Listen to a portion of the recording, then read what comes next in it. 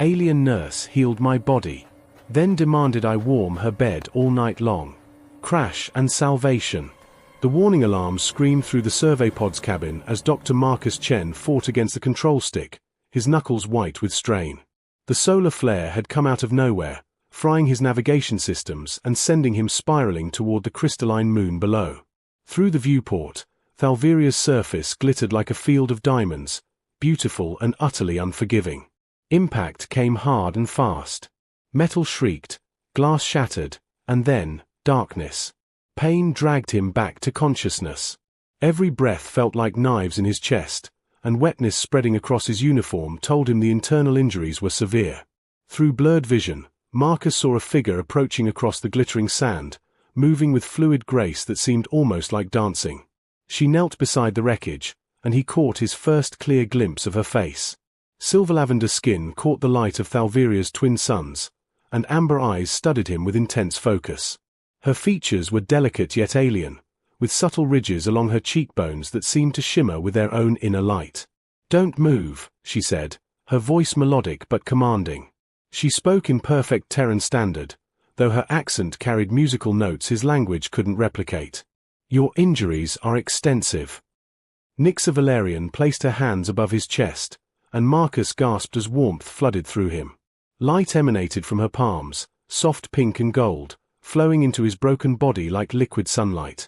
The quantum healing technology of her people worked faster than anything in human medicine, knitting bone and tissue with precision that bordered on miraculous.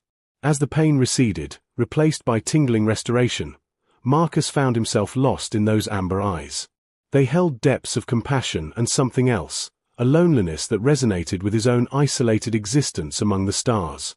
"Who are you?" he whispered. "Your salvation," Nixa replied softly, her fingers brushing his forehead with unexpected tenderness. "And perhaps you are mine." The ancient debt. Marcus awoke in a chamber that defied earthly architecture. Walls of translucent crystal pulsed with soft bioluminescence, casting dancing shadows across curved surfaces.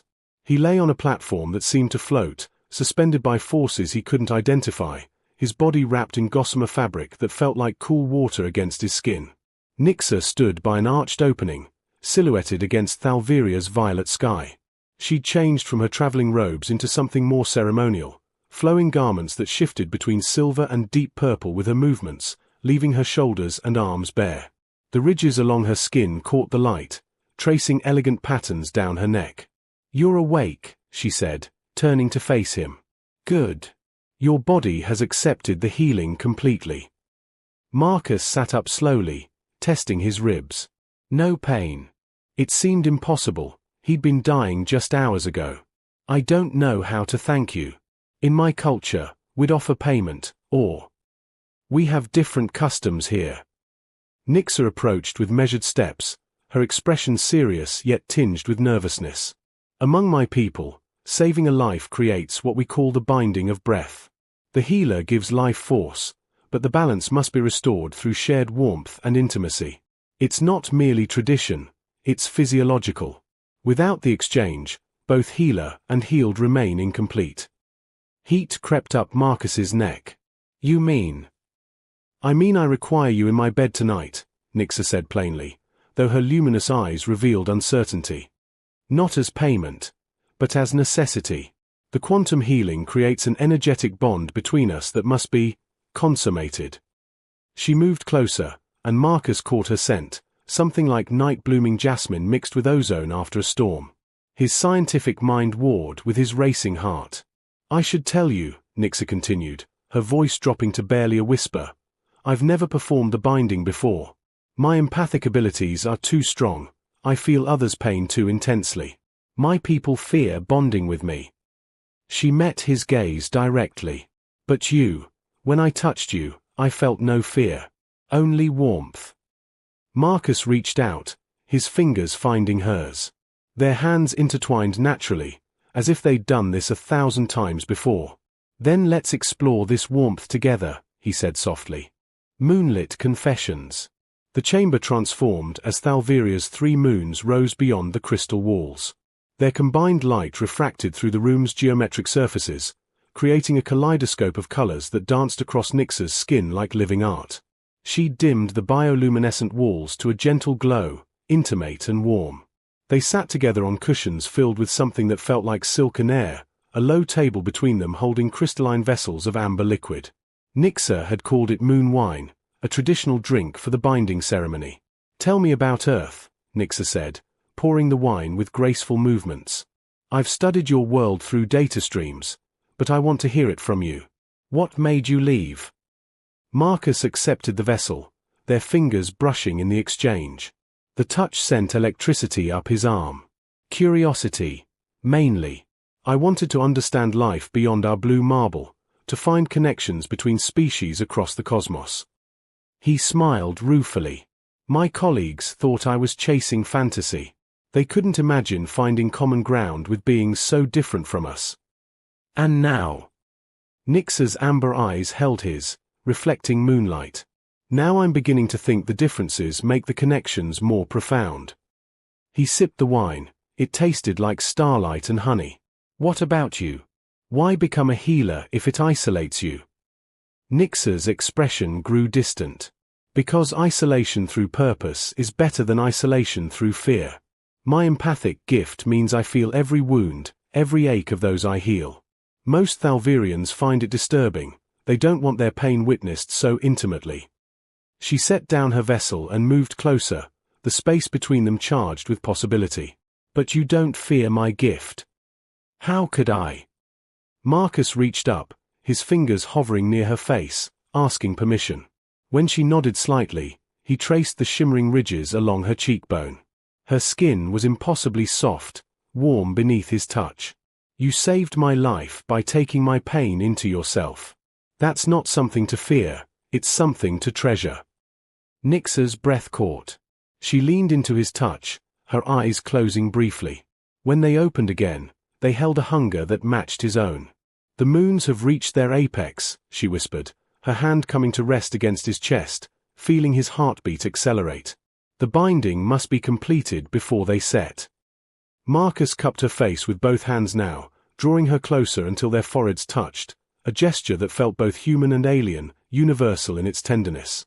Hearts entwined. Their lips met with hesitant softness, a question asked and answered in the same breath.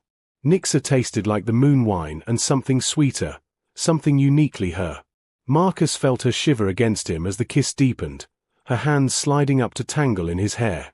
The bioluminescent patterns along Nix's skin began to glow brighter, pulsing in rhythm with her heartbeat. She pulled back slightly, breathless, her amber eyes searching his face. "The bonding has begun," she whispered, wonder threading through her voice. "I can feel your essence mixing with mine." Marcus traced the glowing paths along her shoulders, mesmerized by how they brightened under his touch. "Is this normal?" "Nothing about this feels normal," Nixa admitted, a smile playing at her lips. "It feels extraordinary." She rose gracefully, extending her hand to him. Marcus took it, letting her guide him to the floating platform draped in fabrics that shimmered like captured starlight. The three moons cast their prismatic light through the crystal walls, bathing everything in ethereal radiance.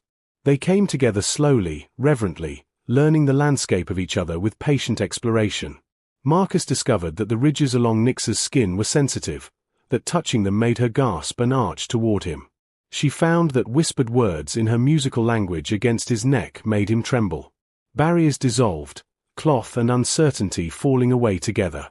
Their union was tender at first, each movement careful and questioning, building gradually into something more passionate as confidence grew. Nix's empathic abilities meant she felt everything he experienced, doubling and reflecting pleasure between them until neither could tell where one ended and the other began. The chamber filled with soft light as their energies truly intertwined, quantum healing completing its final phase. But what had begun as biological necessity transformed into something neither had anticipated, genuine connection, profound and unshakable. As they lay entwined afterward, Nix's head resting on Marcus's chest, her fingers tracing idle patterns on his skin, reality began its inevitable intrusion. A soft chime echoed through the chamber, an alert. "What is that?" Marcus asked, though dread already pooled in his stomach. Nixa rose on one elbow, her expression shifting from contentment to concern. "Your rescue beacon. A ship has entered Thalvirian space." She touched a crystal panel on the wall, and a holographic display materialized. "They'll be here by dawn." Marcus sat up, pulling her close against his side. "That's good news, isn't it?" But Nixa's silence spoke volumes. Her luminescence had dimmed, the glow fading from her skin like dying embers. "If my people discover what we've done," she finally said, her voice barely audible, "I'll be exiled. The binding is sacred. It's never been performed with an off-worlder. They'll see it as desecration." She looked up at him, amber eyes glistening. "And interstellar law forbids formal unions between humans and Thalvirians. You'd lose your research credentials, possibly face imprisonment." Marcus tightened his arms around her, his mind racing. Outside, the moons had begun their descent, and with them, the remaining hours they had together. A choice among stars. Dawn approached with cruel swiftness. Marcus stood at the crystal archway, watching the first hints of violet and gold streak across Thalviria's sky. Behind him, Nixa prepared traditional morning tea, the domestic gesture achingly bittersweet. "You should go," she said quietly, bringing him a warm vessel. "When the rescue ship lands, you board it and never look back. Return to your research, your career. Forget this was anything more than a strange cultural ritual." Marcus turned to face her, seeing the brave facade she wore like armor. But he'd learned to read her now, the slight tremor in her hands, the dimness of her skin's natural luminescence, the way she couldn't quite meet his eyes.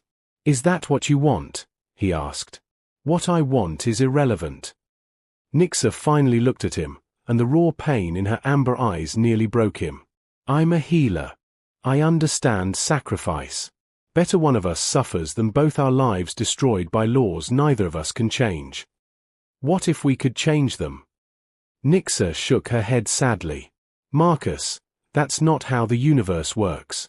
Interstellar law exists for reasons: genetic incompatibility, cultural preservation, political stability. Two people can't overturn centuries of. What if those reasons are wrong?" Marcus set down his tea and took her hands, holding them firmly. "Nixa, I'm a xenobiologist. Last night, our genetic material merged successfully. I felt it, and I'm betting you did too. Your quantum healing proved our biology is more compatible than anyone thought possible. That's just one case. It's a beginning." Marcus's voice grew urgent as the idea crystallized. "Think about it. Your healing technology combined with human medical knowledge could revolutionize treatment for both our species. But it requires this kind of bonding, this intimate exchange of energy. We're not just lovers who broke rules, we're proof that those rules were based on ignorance." Nixa's eyes widened as understanding dawned. "You want to go public?" "I want to transmit our biometric data to every major research institution in known space before that rescue ship lands." Marcus pulled her closer, his forehead resting against hers. "I want to show them that human Thalvirian bonding isn't just possible, it's beneficial. Revolutionary. Worth protecting instead of prohibiting. They could still exile me. Imprison you." "They could," Marcus agreed. "Or they could realize we're offering them the medical breakthrough of the century. Either way, I'm not leaving you. Not now, not ever." Nixa's luminescence suddenly blazed bright, her skin glowing with the intensity of her emotions. "You'd risk everything for this? For us?" "I'd risk everything for you," Marcus corrected gently. "The scientific implications are just a convenient excuse to do what my heart's already decided." She kissed him then, fierce and desperate and hopeful all at once. When they broke apart, determination had replaced the sorrow in her expression. "The communication array is in the eastern tower," Nixa said. "We'll need to compile the healing data, synchronize it with your bio readings, and transmit everything before the council can block the signal." They worked frantically as dawn bloomed into full morning, fingers flying across holographic interfaces, combining Thalvirian quantum biology with human scientific methodology. The data was irrefutable. Their bonding had created cellular regeneration patterns impossible for either species alone. As the rescue ship broke through the atmosphere, Marcus initiated the transmission. The data burst outward in all directions, carried by quantum relays to universities, medical facilities, and government offices across a dozen star systems. The ship landed in a whirlwind of crystalline dust. Captain Torres emerged, flanked by 2 officers and, unexpectedly, a Thalvirian elder whose robes marked her as High Council. Marcus and Nixa walked out together, hands intertwined, heads high. Dr. Chen, Torres began, relief and confusion warring on his face. We've been searching for 3 days.